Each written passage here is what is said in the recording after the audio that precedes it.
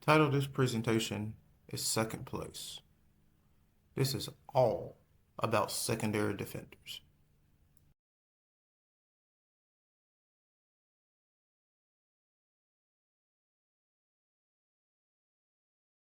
Who are secondary defenders? What are the rules for secondary defenders? Referee the offense or defense? PCAs, SCAs. Tell us if that sounds familiar. You are on restriction. Really? Why am I on restriction? What did I do? And legal or illegal?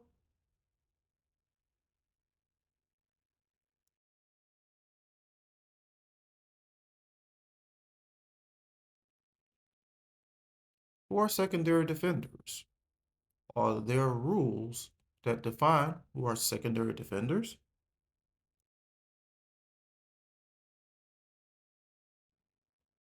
Secondary defenders are defined in the following rule sets.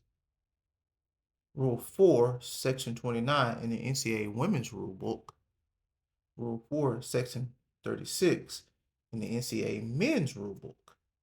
And in the high school rule book, it is not defined. Why not? Does high school basketball not have secondary defenders? Of course they do. Nevertheless, a secondary defender is a teammate who has helped the primary defender after that player has been beaten by an opponent because he failed to establish or maintain a guarding position. A defensive player is beaten when the offensive player's head and shoulders get past the defender. We're going to dive into more about who our secondary defenders are. Secondary defenders are defenders of offensive players setting screens. They are teammates who double team a low post player. Believe it or not, that's actually part of the rule that we just looked at. They are players who attempt to contest the shot or close out on open jump shooters. They are usually the primary defender, sometimes the secondary defender who help the primary defender on the ball handler dribbler. And fast breaks, initially all defenders in an outnumbering fast break situation. As we're going to find out later, that's actually in the rule.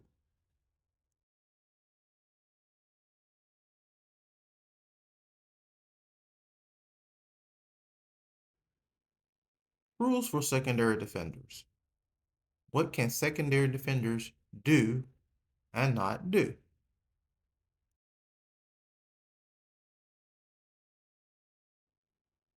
Some of the rules for secondary defenders are defined in Rule 10, Section 4, Article 7 in the NCAA Women's Rule Book, and Rule 4, Section 17, Article 7 of the NCAA Men's Rule Book. We have to establish that it is not defined in the National Federation of High School Rule Book.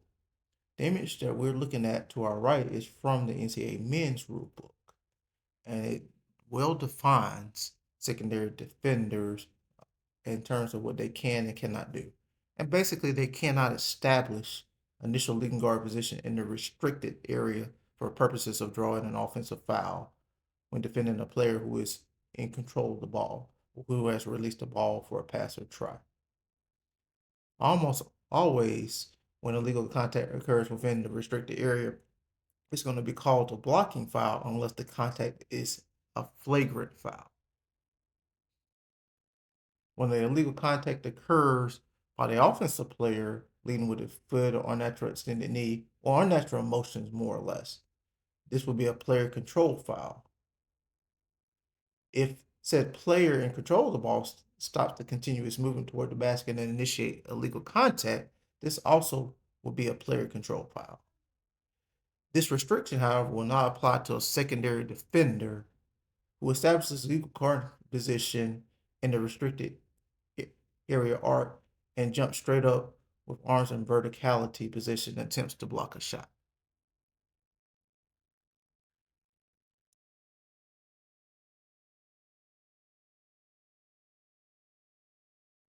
Referee the offense or defense? Now I know there's a such thing as refereeing the defense, but is there really a such thing as refereeing the offense? Let's find out.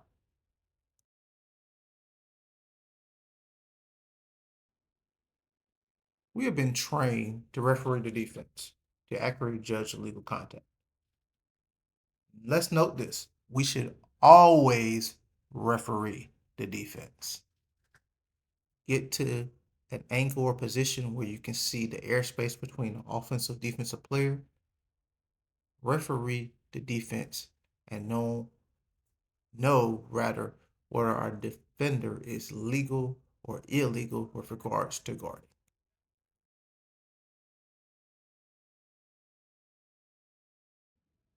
Let's introduce a new but yet old concept.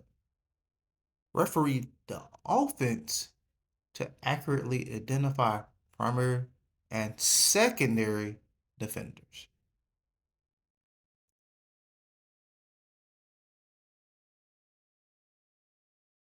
So here's how refereeing the offense works. First, we're going to find our ball handler dribbler. Usually, the nearest defender to the ball handler dribbler or the nearest person within proximity to the ball handler dribbler will be the primary defender. Next, let's look for the offensive players without the basketball. Are they moving out the basketball? These are cuts. Are they attempting to set screens? Defensive players guarding them or attempting to guard them could be potentially secondary defenders. So basically, by refereeing the offense and identifying what the offense is attempting to do on any given play, we have now found our defensive players and we can now referee the defense as well.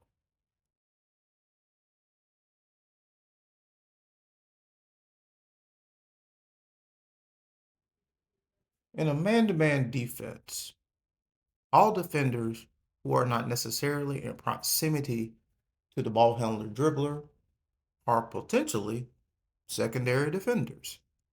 We're going to look at a still image and go into this a little bit more closely.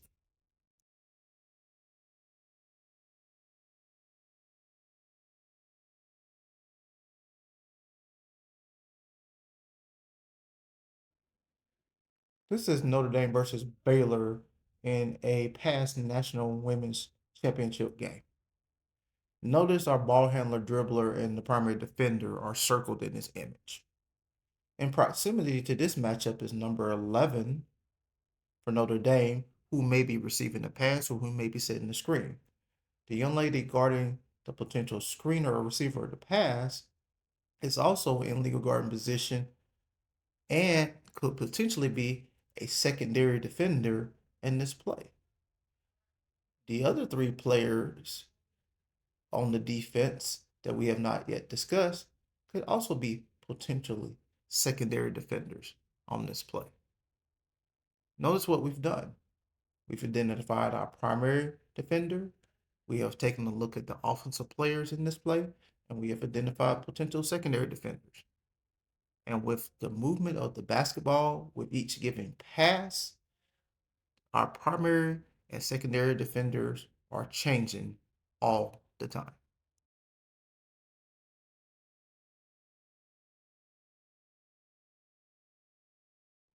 In a zone defense, all defenders who are not necessarily in proximity to the ball handler dribbler are potentially secondary defenders.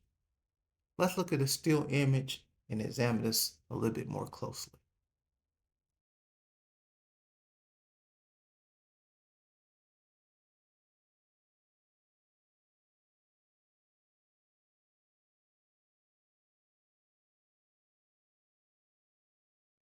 We're back to our Notre Dame Baylor National Championship game.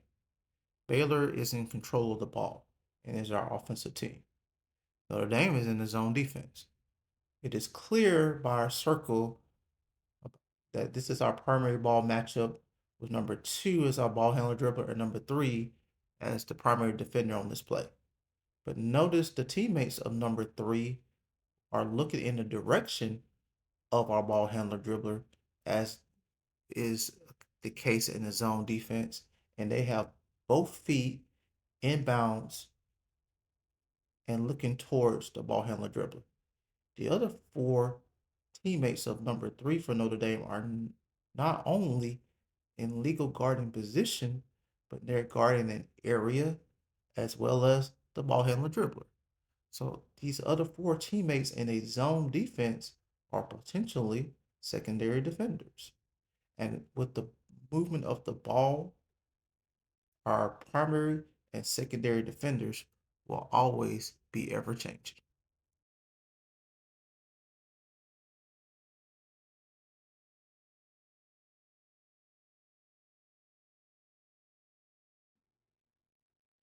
PCAs and SCAs. Does this sound familiar to you? And if it does sound familiar to you, how in the heck do they relate to secondary defenders? Now, in this chapter, I want you to stay with us. We promise you the point will be made at the end of the chapter. Just for a quick review, remember that PCA stands for Primary Coverage Area, which is the area started in close proximity to an official in which he or she is primarily responsible.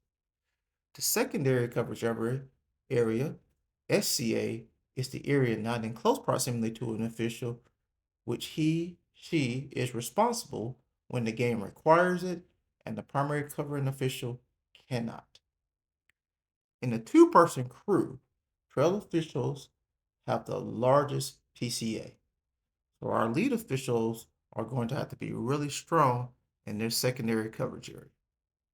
In a three-person crew, center officials have the largest PCA, which means that our center officials are going to have to be really strong in their secondary coverage area.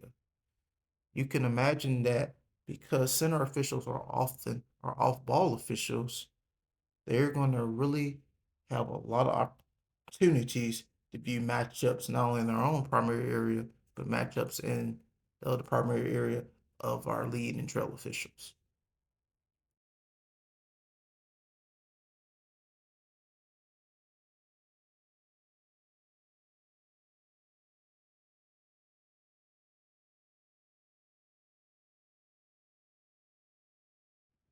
This may be new for some officials, but probably should be a review for a lot of officials. This is the coverage area in a two-person and three-person crew for both National Federation High School and NCAA men. In the two-person crew, you notice that lead has the entire lane extending all the way to the sideline and is bordered by the inline nearest the lead official and the free throw line extended, with trail having the remaining part of the front court. We noticed that in a three-person crew, our lead official only has half the lane going towards the sideline nearest our lead official, bordered by the inside of the three-point arc. Our center official has the other portion of the lane going toward the sideline nearest to him, bordered by the inline and the right side of our free throw lane lines all the way to the division line. And we notice that our trail has the remaining area. So think about what is happening during each play with player movement and ball movement.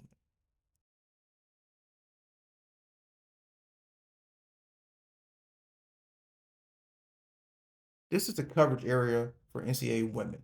This image covers three-person officiating. As a side note, NCAA women in a two-person crew would use the same coverage area as NCAA men and National Federation High School. The difference in the coverage area between NCAA men and NCAA women for three-person is that our lead official has responsibilities on that corner three nearest to him. Our trail official will no longer cover that corner three, bordered by the free throw line, extended, sideline, and end line. That responsibility belongs to our lead. Otherwise, the rest of the coverage area with regards to the front court remains the same for all three of our officials, with exception to that corner three, which is bordered by the free throw line, extended, sideline, and inline nearest to our lead official. As we stated in the previous slide, think about everything that's going on in the play with regards to player movement and ball movement.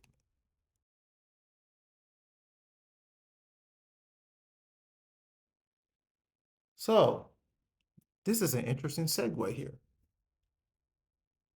Today's modern game of basketball, as of the time of this presentation, features the following things that happen so much more frequently than ever: the use of screen and roll, perimeter spacing with offensive sets such as 4 out and 5 out, player movement without the ball, and a large increase in 3-point shooting. So, as a result, today's modern game will require officials to be prepared to officiate the following in their primary coverage area and secondary coverage area: screeners, as we talked about with screen and roll, players moving without the ball, shooters, because we have more perimeter spacing and more emphasis on the 3-point shot, and last but not least, secondary defenders. I told you this chapter will lead up to the most important point.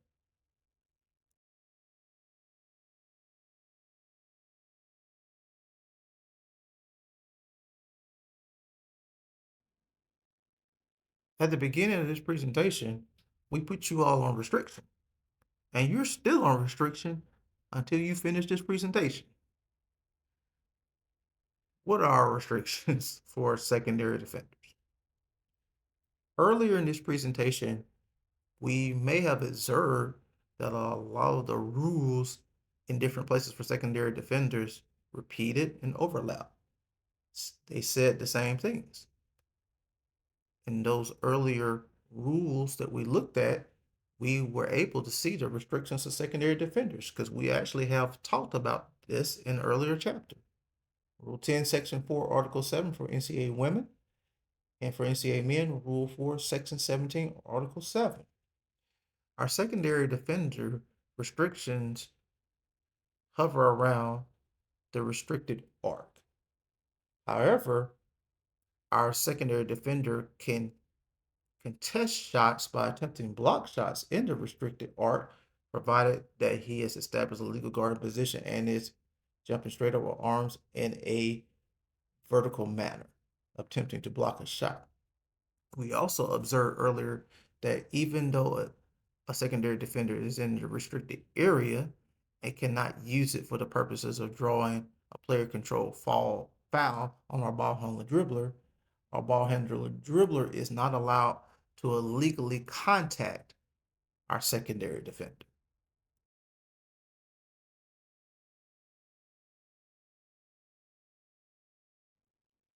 Legal or illegal? When are secondary defenders legally guarding and illegally guarding?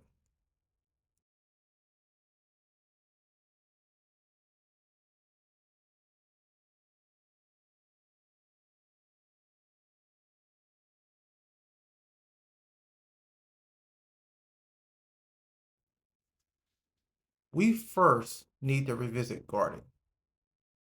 NCAA women defines guarding Rule 10, Section 4. NCAA men define guarding Rule 4, Section 17. And National Federation of High School define guarding Rule 4-23. This rule is probably one of the most important rules of basketball, if not the most important rule in basketball. The image and the following images that we will look at in the next few slides are from the NCAA Women's Rule Book. So we know that guarding is the act of legally placing the body in the path of an offensive opponent. The guarding position shall be initially obtained and then maintained inbounds on the playing court. So basically, to obtain a legal guarding position, a guard should have 2 feet on the playing court facing the opponent or the torso facing the opponent. No time and distance are required, provided that it is a player with the ball or a stationary player without the ball. If the opponent with the ball is airborne, the guard must have obtained legal guarding position prior to the player becoming airborne. For obtaining legal guarding position on a player without the ball, generally a moving player, time and distance shall be required to obtain the initial legal guarding position, and the guard should give the opponent enough time and distance to avoid contact, usually no more than 2 strides. And as usual, if the opponent is airborne, the guard should have obtained legal guard position prior to the opponent leaving the playing court. After one obtains legal guarding position, they're not required to continue to have the torso face the opponent, cannot have either foot out of bounds, may raise the hands or may jump within their own vertical plane, and may shift to maintain guard position in the path of the dribbler opponent, provided that the guard does not charge into the dribbler opponent, or otherwise cause contact or move into the path of an airborne player.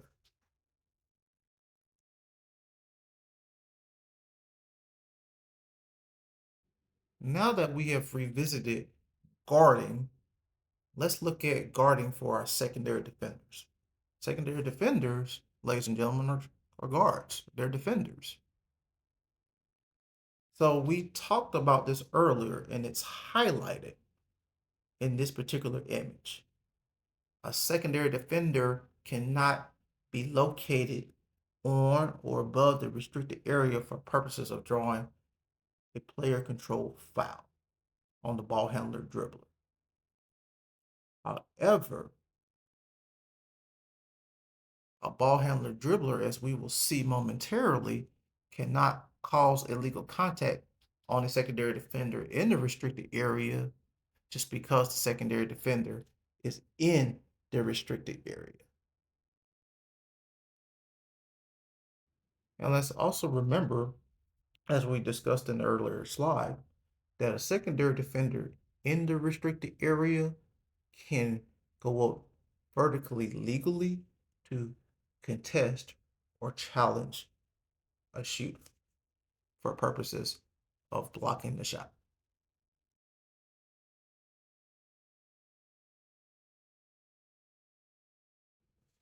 This still image is from the NCAA Women's Rule Book, Rule 4, Section 29, and it defines a secondary defender. But the reason we're viewing this definition again is because we're going to take note of a couple of exceptions for secondary defenders. We have them highlighted in this image. There are no secondary defenders when the offensive player with the ball is within the lower defensive box when they start their move to the basket. In a fast break situation, any defensive player initially shall be a secondary defender unless the defensive player obtains and maintains a guarding position on their opponent.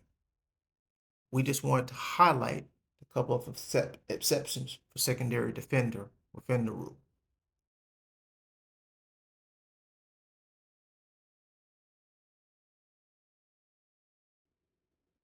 We're looking at the definition of secondary defender in the NCAA men's rule book from Rule 4, Section 36.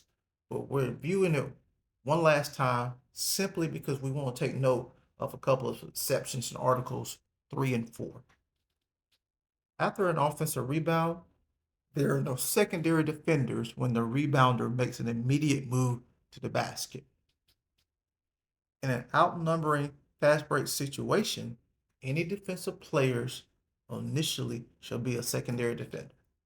This designation as a secondary defender shall not prevent the defender from establishing legal guarding position on the offensive player and defending that player all the way to the basket, including in the restricted area arc.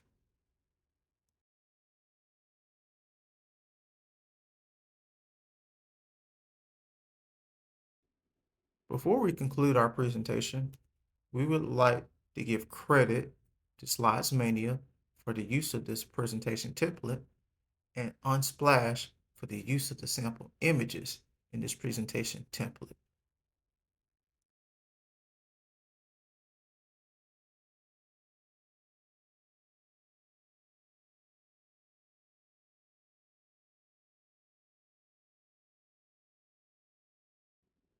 Thank you for spending part of your day or night with us. We hope you gain some valuable insight and education into secondary defenders and guarding for that matter. Again, thank you so much for spending some of your day with us. Have a good day, a good week, a good year, a good basketball season.